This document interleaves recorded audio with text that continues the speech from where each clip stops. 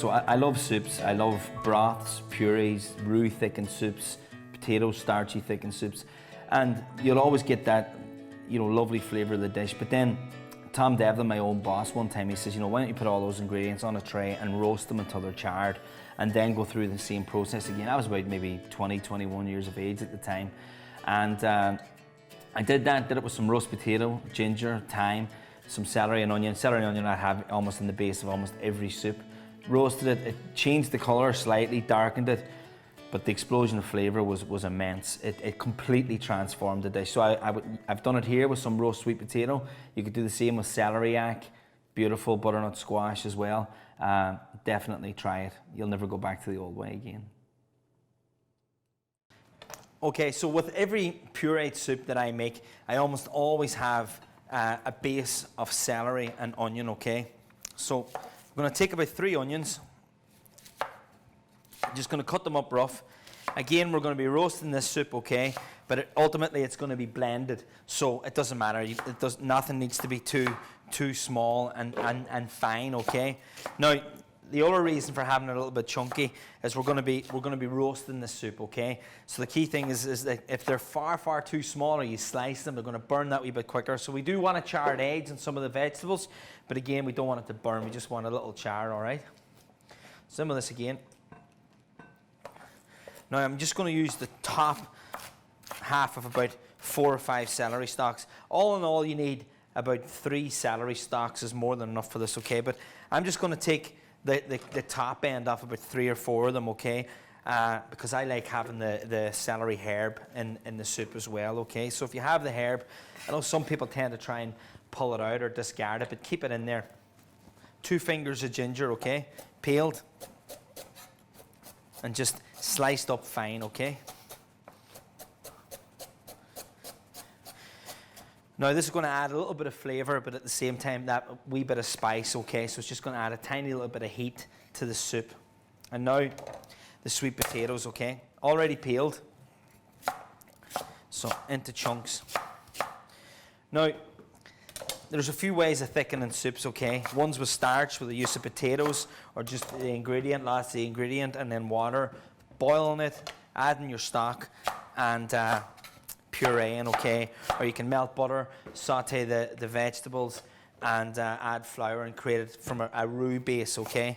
But in this day and age, where so many people have celiac disease, or they just like to eat a lot less flour and gluten, key thing is just to have some dishes in your repertoire that just requires no flour at all. So we're just going to let the starch of the potatoes do the thickening in this dish for us, okay? So about 4 or 5 sweet potatoes, depending on how much you want to make, okay? And then in with a little bit of olive oil or rapeseed oil, whatever you have at home, some ground white pepper, some fine sea salt, and we're going to be adding some chicken stock later and a little bit more flavouring, so you won't go too overboard on the salt, and then some fresh thyme. Again, just take the soft top leaves off the thyme, scrape them in, and just give them all a nice little mix and a jumble. Now we're going to stick that into a preheated oven, 180 degrees, for about, I'd say about 40 to 50 minutes, or until you start to see the char. Some people have maybe a slower gas oven or electric oven or with no fan. So you want to leave it in there until the outer ends of the potato and the onion just start to darken or blacken just slightly. And then we'll take them out, just like so. Cook it until they're nice and charred on the outside, okay? So set them in, let them work away, and you can just tidy away everything then. All you really need is your chicken stock cubes, so hold on to them, and that's it.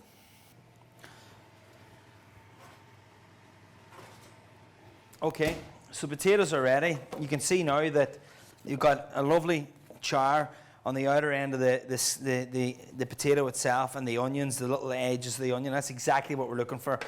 And that's just going to give us that extra depth of flavour that you get from roasting ingredients prior to making the soup. Just something different, you know. So instead of having that bright orange sweet potato soup, we're going to have a little darker one, but as well as the colour, It's the depth of flavour that I'm looking for, okay?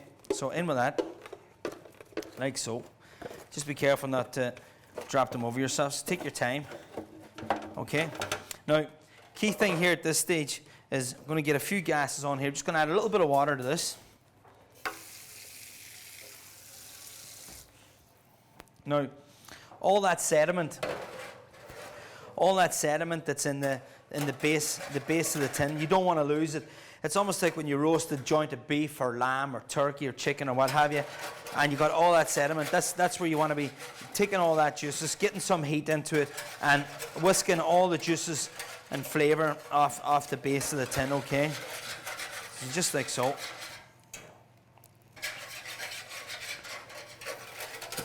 Already feel it starting to come to a little bit of a simmer. Once you get it all off, take it over, add it in there. It's invaluable, that flavour, okay? Take it across, and now we're just going to cover with some water.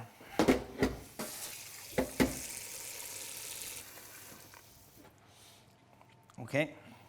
Now take it over, stick it on a high heat.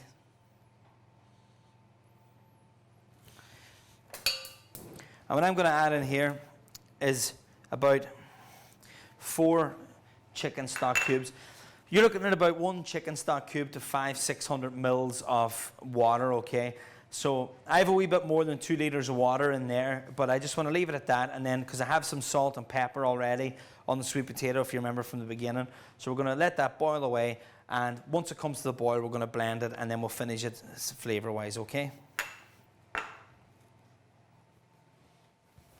Okay, so after about 20-25 minutes, soup's ready. So get your hand blender ready. Take off the safety. And here we go.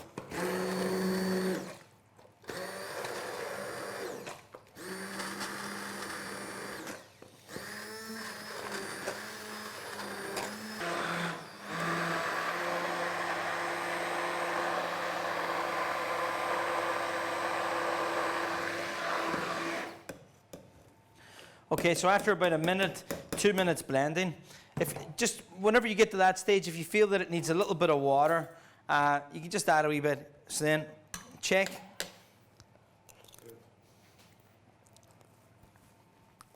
Check it for seasoning. Perfect. Ready for serving.